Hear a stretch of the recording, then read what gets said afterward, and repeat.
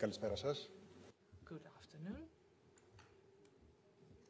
Ο Αντιπρόεδρος της Κυβέρνησης και Υπουργός Εξωτερικών, κ. Ευάγγελος Βενιζέλος, Deputy Prime Minister θα and Foreign παραχωρήσει Minister την συνέντευξη Venizelos τύπου προς τα ελληνικά και τα διεθνή μέσα will conduct σχετικά με τις this press εργασίες του Συμβουλίου. conference in Greek Θα παρακαλούσα πάρα πολύ οι ερωτήσεις σας as να regards περιοριστούν this στα Ministerial θέματα του Συμβουλίου, conference. καθώς και σε If ζητήματα possible, γενικότερα please διεθνούς limit πολιτικής. yourselves to issues of international politics and issues pertaining to the Ολοκληρώθηκε European το Union's πολιτικό μέρος της Υπουργικής Διάσκεψης που οργανώνει η Ελληνική Προεδρία του Συμβουλίου της Ευρωπαϊκής Ένωσης σήμερα στη Θεσσαλονίκη political strand of με τη this συμμετοχή των κρατών μελών της EU Western Ευρωπαϊκής Balkans Ένωσης Ministerial και των Conference χωρών των Δυτικών Βαλκανίων.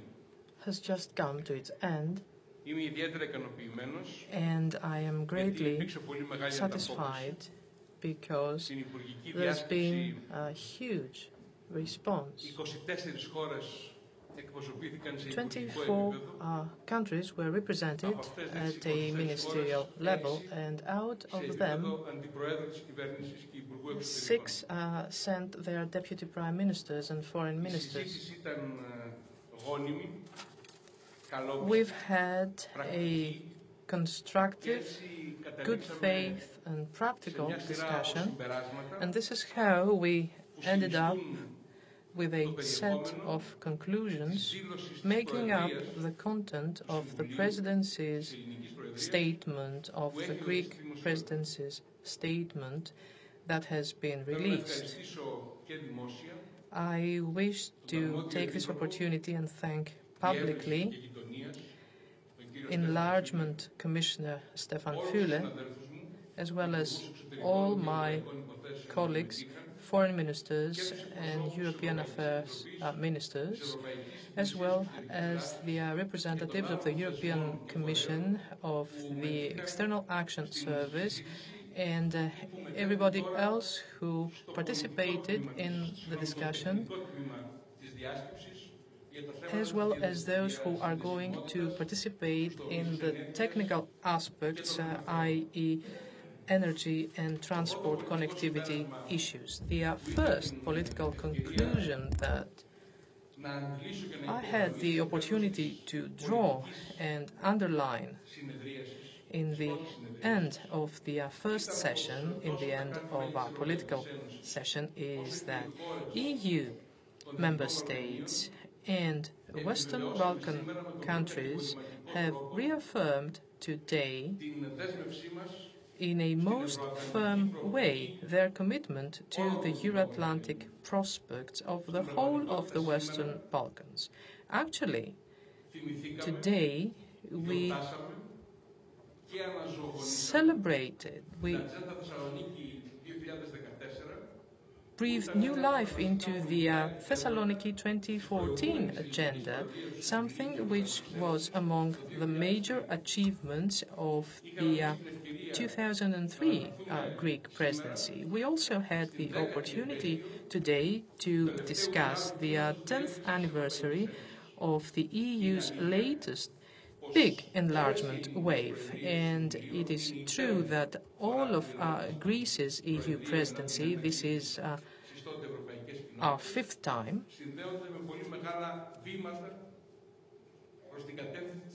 have been linked to major European strides as regards enlargement.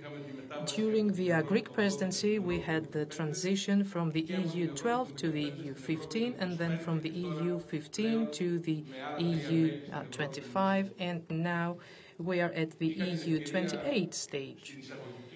During my introductory speech, I had the opportunity to stress that European and Euro-Atlantic prospects for the Western Balkans is an extremely strong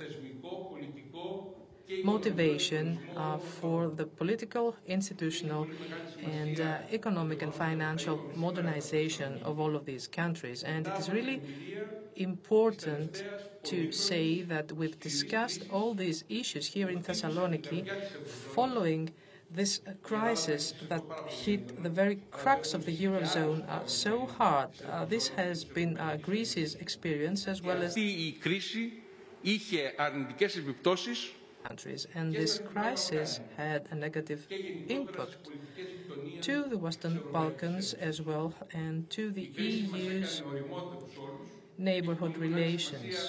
Because of the crisis, everybody is now more mature, so following the crisis and based on the lessons we've learned from it, we reaffirm our position as regards the European prospects of the Western Balkans. The Western Balkans entail a lack of continuity in the European Union, and in order for us to bridge this non-continuity and in order to shape true enlargement infrastructure, we have brought forward the concept of connectivity in the fields of transport and energy. Let me remind you that the so-called trans-European networks were a decision of the 1994 conference of the transport ministers during the 1994 Greek presidency. And during lunch, we had the opportunity to be more specific as regards the energy problem of Europe and of the greater area. We also discussed the geopolitical and the practical aspects of this problem in the light of the Ukrainian crisis and of the crisis in the relations between the European Union and Russia. And we want to put this behind us so that we can return to normality in the context of international law. Everyone understands that it's a that Trans-Adriatic pipeline TAP is a major advantage for this area, and everybody understands very well how important connecting hubs completing this pipeline are. All of the countries are interested in that, and everybody understands very well what we had the opportunity to voice in Budapest when the 4 Visegrad countries and the 3 EU Balkan countries, Greece, Bulgaria and Romania, met there. So we reaffirmed the concept of the so-called Central Corridor, the Aegean-Baltic Sea corridor, and this corridor can very easily and at a low cost become a safe and alternative reality for the whole of Central and Eastern Europe. An advantage, a regional advantage of this region is the Revithousa natural gas terminal. The practical value of Revithousa is impressively great, and it's been stressed that Greece has to proceed more quickly in constructing other liquefied or condensed natural gas terminals, and you know that there are such plans for Alexandroupoli as well as for Kavala, and we can proceed rapidly with regard to these plans. Of course, what's very important is that all of the participants underlined the achievements and the initiatives on the part of the Greek presidency, and they responded to our invitation to come here, not in order to repeat things that have already been said, but because this meeting is a political event sending a very strong message to the peoples and the societies of the greater region a few days before of the European elections. Now we need a new narrative for Europe, and we need a response to new forms of Euroscepticism. So what we're doing today is mobilizing the European Commission as well, and the European Commission are ready to provide funds in order to promote connectivity projects. These funds entail specific leveraging, and we will start off with an additional 1 billion euros that will be targeted in order to leverage 10 more billion euros for specific projects, including, for example, Corridor 10 from Zagreb to Athens, the rail corridor number 8 from the Black Sea to the Adriatic Sea,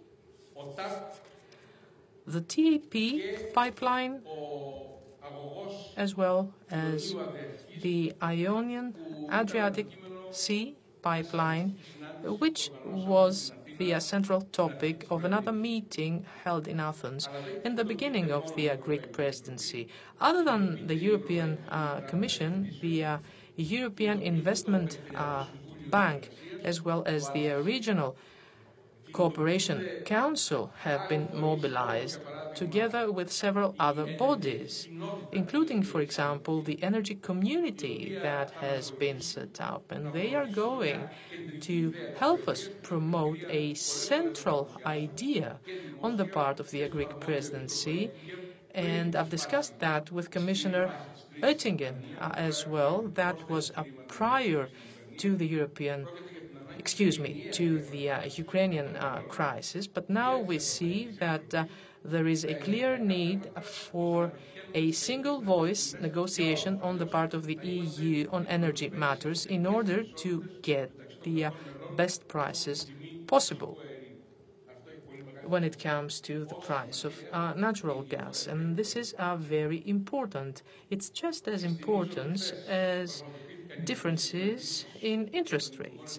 Let me remind you that yesterday we had the bilateral meetings between Greece, Bulgaria, and Greece and Romania, and then we held a trilateral meeting between Greece, Romania, and Bulgaria, the first one after November 2012. We issued a joint statement which we feel was very important because this time it was not just three ministers, but the representatives of three different presidencies: the Greek presidency of the EU Council, the Bulgarian presidency in office of BSEC, and the Romanian chairmanship in office of the Southeastern Europe cooperation process.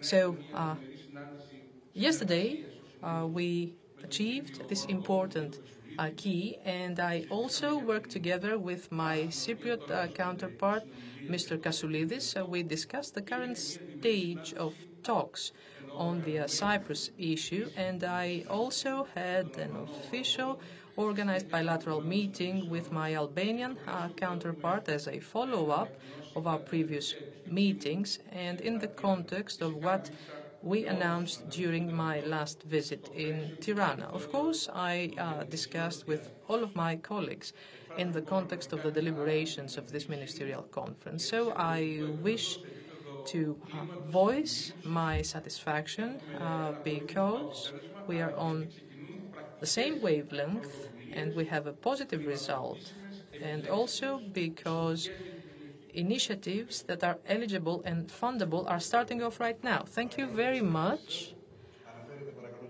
Now, over to you. Please state your name and the medium that you represent. Thank you. Nikos Drougos, Athens and Macedonian Press Agency. In 2013, some expectations had been voiced. What about the current situation? Do you think these expectations have been met? Is the current situation lower than those expectations? What is the Adriatic perspective you're talking about? Listen, since 2013, or rather 2003, 11 years have passed. We have among the EU member states a member of the Western Balkans, Croatia, and in our region we also have a country, Albania, which has joined NATO, as well as Croatia, and we hope that they will be awarded candidate country by the end of June, by the end of the Hellenic presidency. In our region, we have had the opportunity and the joy to preside over the first intergovernmental conference between EU and Serbia in January.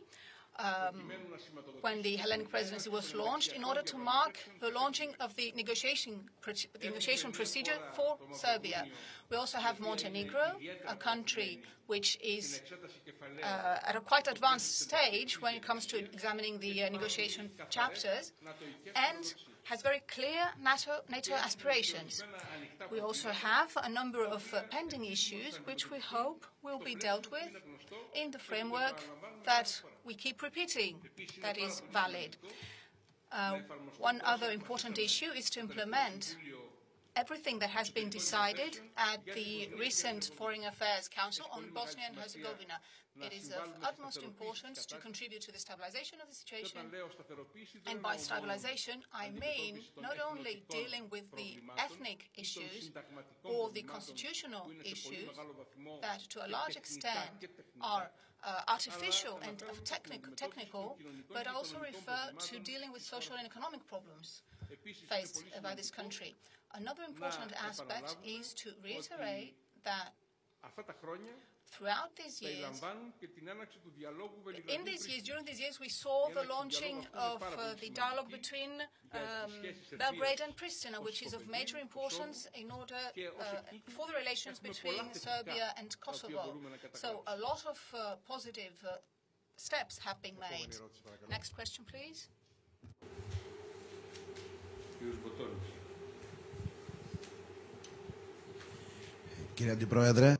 Deputy Prime Minister Botonis, representing Public Television Nedit. On Ukraine, you mentioned that you discussed the recent developments after the Putin declarations and also the statement by Steinmeier. Would you say that there is a de-escalation of the situation in the region? Are you optimistic given these developments? And are there any communication channels that would allow all sides to contribute to stabilization in the region?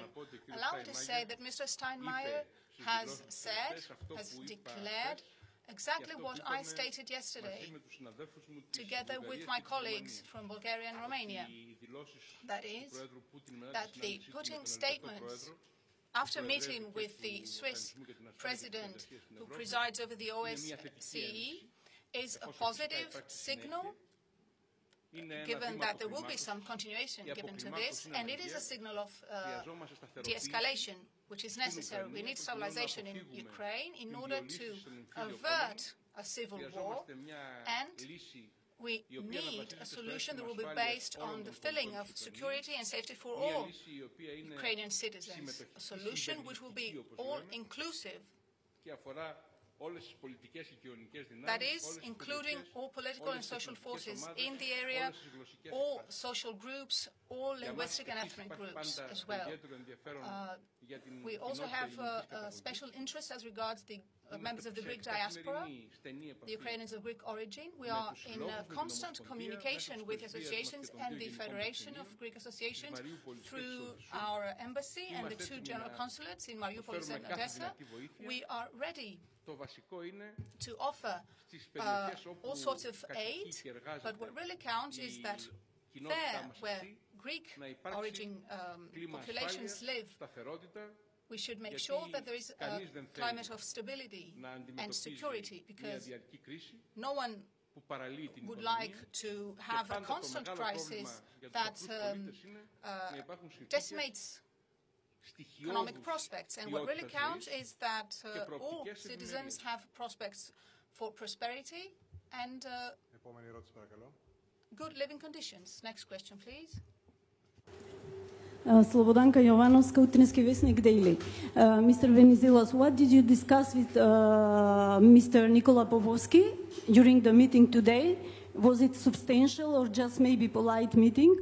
And second question, whether this dynamic of invitation of Macedonian foreign minister will continue after your presidency or it will stop with the presidency? Με τον κύριο Πόποφσκι δεν είχαμε κατηδίαν συνάντηση τη φορά αυτή. Βρεθήκαμε τελευταία φορά στην Αθήνα, στο περιθώριο του We did not have a bilateral meeting. We met last time in Athens during the informal council. We had a brief discussion on the electoral result, and the representatives of the two countries met a couple of days ago in New York UN headquarters with Mr. Nimitz, and we believe that this is the pertinent procedure, the relevant procedure which respects the UN Security Council resolutions. And I had the opportunity to discuss this with Mr. Gruevski during my recent visit in Skopje. The Greek positions are well known. We act in good faith. We are constructive. And we expect to see response. However, we distinguish the role of the Hellenic presidency from the positions of the Greek government. As a Hellenic presidency, we refer to the recent results of the General Affairs Council and the Foreign Ministers Council in December 2013, and these conclusions mean that we need to see concrete steps on behalf of our neighboring country, that is, to implement the Ohrid Agreement and also the implementation of the agreement of March 2013 concerning the relations between government and opposition. Next question, please.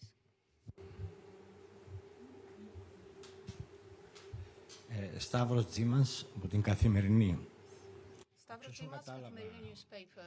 If I have understood correctly, there has been no new deadline as regards the time frame to complete the accession procedure for the Western Balkan countries. And I'm saying this because in 2003, you had mentioned as a deadline the year 2014. However,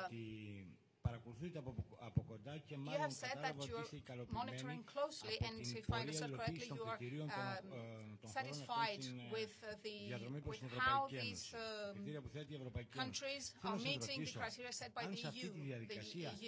Let me ask you, do you think that in this process there is a nationalism issue, nationalistic trend in some of the countries? And would you say that this is a ball and chain in the progress of these countries?